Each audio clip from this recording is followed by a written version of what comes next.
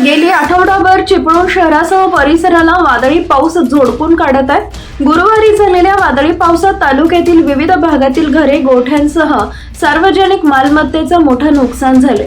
अनारीच्या डोंगर भागात शुक्रवारी ढगफुटी सदृश्य कोसळलेल्या पावसाने गावातून वाहणाऱ्या नदीला पूर आला। मे महिन्यातील कडाक्याच्या उन्हाळ्यात कोसळलेला पाऊस, नदीला आलेला पूर प्रथमच पाहिला असल्याचं स्थानिकांनी सांगितले। अनारी गावच्या तिन्ही भागाला डोंगर असून मध्येच गाव आहे। या डोंगर भागासह गावात ढगफुटी सदृश्य पाऊस कोसळला। साधारण 1.5 तास कोसळलेल्या पावसाने गावातून वाहणाऱ्या स्वरगंधा नदीची पाणी पातळी वाढली। पूर्ण कोरडी पडलेली ही नदी शुक्रवारी नदी पात्राबाहेर पडून वाहत होती।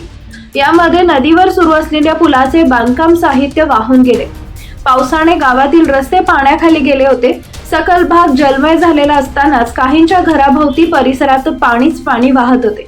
नदीवर सध्या पूल उभारणीचं काम सुरू आहे। यासाठी टाकलेल्या स्लॅबवरील लोखंडी प्लेट्स, पाण्याच्या टाकीसह बांधकाम साहित्य पुराच्या पाण्यात वाहून गेल्याचे स्थानिकांनी सांगितले।